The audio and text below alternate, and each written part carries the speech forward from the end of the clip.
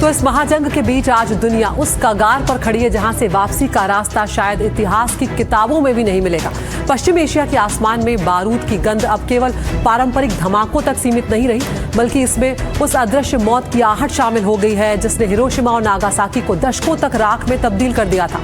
WHO ने जैसे ही इस खतरे को कबूला, दुनिया के माथे पर चिंता की लकीरें खिंच गई। WHO ने माना है कि पश्चिमी एशिया में छिड़ी जंग परमाणु आपदा की तरफ बढ़ती हुई नजर आ रही है।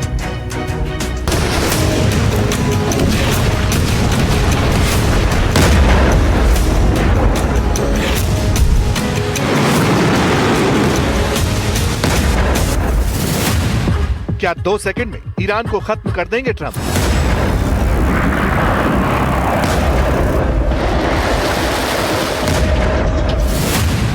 ट्रंप ने जापान के सामने ईरान को क्यों डराया? Who knows better about surprise than Japan? जो जापान के साथ किया वही ईरान के साथ होगा। व्हाइट हाउस से इन तस्वीरों पर ईरान की नजर थी।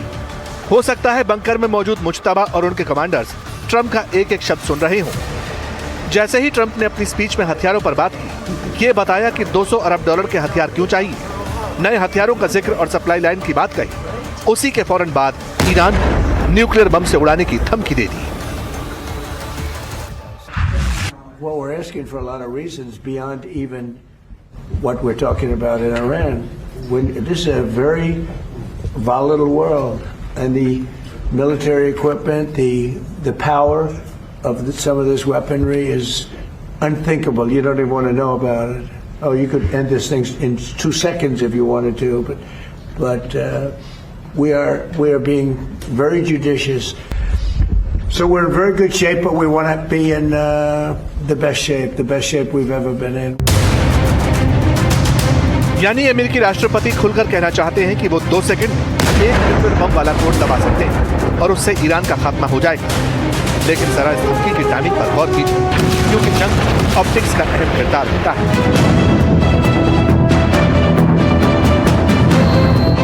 ये धमकी उस वक्त दी गई जब प्रेसिडेंट ट्रंप के सामने जापान की प्राइम मिनिस्टर सनाए तकायाची बैठी थी।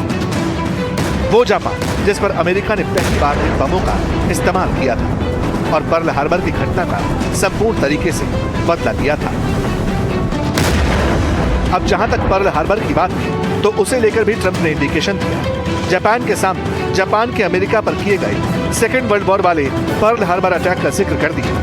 ट्रंप का बयान सुनाने से पहले पर्ल हार्बर का हमला और फिर अमेरिका का एटम बम दोनों समझना जरूरी है। दूसरे विश्व युद्ध के शुरुआती साल यानी 1939 से 1941 तक अमेरिकी जनता और वहां की संसद वॉर के खिलाफ था।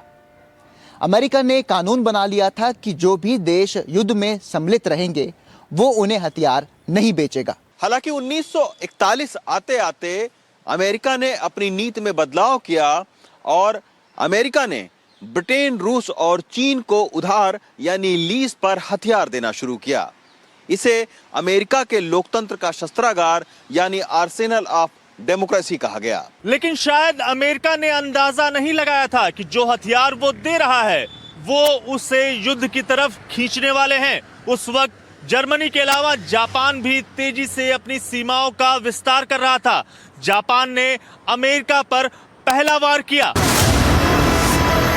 7 दिसंबर 1941 पर्ल हार्बर यूएस नौसेना बेस। रविवार का दिन था। पर्ल हार्बर पर हलचल थी। छुट्टी के दिन कई सैनिक प्रेयर अटेंड करने गए थे, लेकिन जैसे ही घड़ी के कांटे ने सुबह 7:55 को छुआ, अचानक बादलों को चीरता हुआ एक जापानी बॉम्बर दिखाई दिया। उसके पंखों पर जापान के उगते सूरज का लाल निशान था। कोई कुछ समझ पाता तब तक अमेरिकी जमीन पर बारूद बरस चुका था। इसके बाद तो त्राहिमाम मच गया।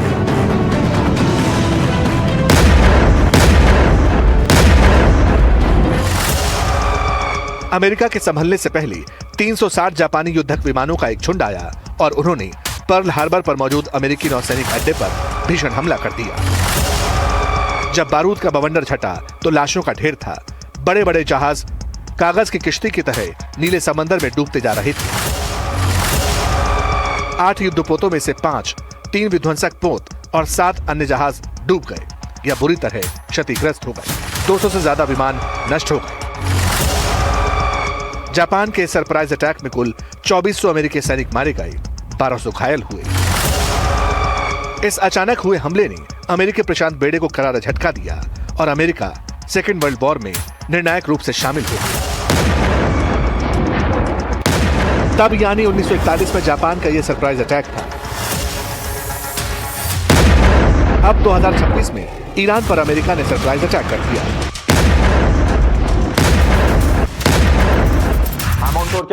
हम पहले भी ये ऐलान कर चुके हैं कि अब ईरान की सेना उन सभी जगहों पर हमला करेगी जो अमेरिका और इजराइल से ताल्लुक रखते हैं, और हम उन हमलों की जिम्मेदारी लेने से पीछे नहीं हटेंगे। इन्हीं वार पलटवार के बीच जापान की तरफ से सवाल सिर्फ इतना था कि ट्रंप ने ईरान पर हमले से पहले दुनिया को क्यों नहीं बताया। यहीं पर ट्रंप ने जापान के पीएम के सामने पर्ल हार्बर की याद दिला दी, जापान को विचलित कर दिया और सरप्राइज अटैक के बहाने ईरान को लेकर आगे की रणनीति। We went in very hard, and we didn't tell anybody about it because we wanted surprise. Who knows better about surprise than Japan? Okay, why didn't you tell me about Pearl Harbor? Okay, right? You know, he's asking me. Now you believe in surprise, I think much more so than us, and we had to surprise him, and we did. And because of that surprise, we knocked out, the first 2 days, we probably knocked out 50% of what we, and much more than we anticipated doing. So if I go and tell everybody about it, there's no longer a surprise. Trump क्या करने वाले हैं वो इसके indication पहले ही दे देते। सवाल है इस बार सरप्राइज अटैक कैसा होगा, क्योंकि अमेरिका की तरफ से महा हमले के संकेत लगातार रिलीज हो रही हैं। संकेत नंबर 1, 12 मार्च को ट्रंप ने कहा था 1 घंटे में तेहरान को खत्म कर देंगे। संकेत नंबर 2, अमेरिका ने हॉर्मुज़ स्ट्रेट के पास ईरानी मिसाइल सेंटर पर 5000 पाउंड के बंकर बस्टर बम दागे। संकेत नंबर 3, ईरान के बुशहर न्यूक्लियर पावर प्लांट पर मिसाइल से हमला हुआ, रेडिएशन लीक का खतरा पैदा होने लगा। संकेत नंबर 4, अमेरिका ने अपना सबसे बड़ा बंकर बस्टर बम 2 बार इस्तेमाल कर लिया है। संकेत नंबर 5, अमेरिकी रक्षा मंत्री ने दावा किया कि ईरान पर अब तक का सबसे बड़ा हमला होगा। और संकेत नंबर 6, ट्रंप का यह कहना कि ईरान को 2 सेकंड में खत्म कर सकते हैं। They've lost their Navy, they've lost their Air Force, they have no anti-aircraft apparatus at all, they have no radar, their leaders are gone, and we can do a lot worse to one another. We're leaving certain things that if we take them out, or we can take them out by this afternoon, in fact within an hour, they literally would never be able to build that country back.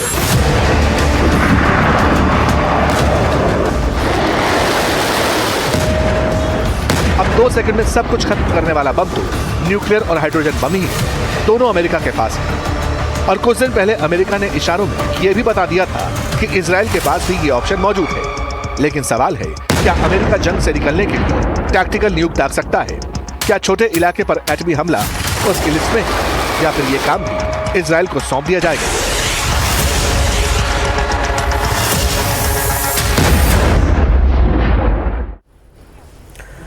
और Hormuz को लेकर Trump की धमकी के बाद अब Iran का बयान सामने आया है। ईरान की तरफ से ये बड़ी खबर सामने आ रही है, मुस्लिम देशों के लिए हम जंग लड़ रहे हैं, ये बात कह रहा है यहाँ पर ईरान। हॉर्मुज़ में हमने अपनी ताकत दिखाई है, ईरान का जवाब यहाँ पर सामने आया जब डोनाल्ड ट्रंप ने हॉर्मुज़ को खोलने के लिए एक तरह से चेतावनी दी है, 48 घंटों की डेडलाइन दी है। तो यहाँ पर ईरान ये भी कह रहा है कि हम शोक में जरूर हैं लेकिन हम सशक्त हैं, और वो सीधे तौर पर मुस्लिम देशों के लिए जंग लड़ने की बात कहता हुआ यहाँ पर ईरान नजर आ रहा है। हमने देखा था कि ईरान के राष्ट्रपति मसूद पेजेश्कियान जो हैं उन्होंने भी मुस्लिम देशों से अपील की कि उन्हें साथ आना चाहिए। तो ट्रंप की धमकी के बाद ये ईरान का बड़ा बयान सामने आया है। और एक और बड़ी खबर सामने आ रही है, ईरान के बुशहर बंदरगाह पर अमेरिका ने हमला किया है, ईरान के जहाज को अमेरिका ने निशाना बनाया है। तो ये जो पूरा युद्ध चल रहा है इसके 23वें दिन भी हम देख रहे हैं कि दोनों ही तरफ से वार पलटवार लगातार जारी है, एक के बाद एक मिसाइलें दागी जा रही हैं, ड्रोन से बम गिराए जा रहे हैं, ड्रोन हमले किए जा रहे हैं। और अब ईरान के बुशहर बंदरगाह पर अमेरिका ने हमला बोला है। ईरान के जहाज को अमेरिका ने यहां पर निशाना बनाया है। तो तस्वीरें भी आप देख रहे हैं जो आ रही हैं अलग अलग जगहों से, और ये ईरानी जहाज पर अमेरिका के हमले की तस्वीरें हैं। और इस सब के बीच में कतर से एक बड़ी खबर इस वक्त सामने आ रही है। कतर में सेना का हेलीकॉप्टर क्रैश हो गया है। तकनीकी खराबी के कारण ये क्रैश हुआ है। सेना का रेस्क्यू ऑपरेशन जो है वो भी यहां पर जारी है। तो यहां पर कतर से ये खबर सामने आ रही है। कतर में सेना का हेलीकॉप्टर क्रैश हुआ है। तकनीकी खराबी फिलहाल उसे बताया जा रहा है। कोई टेक्निकल फॉल्ट यहां पर हुआ है जिसके चलते ये हेलीकॉप्टर क्रैश हुआ है।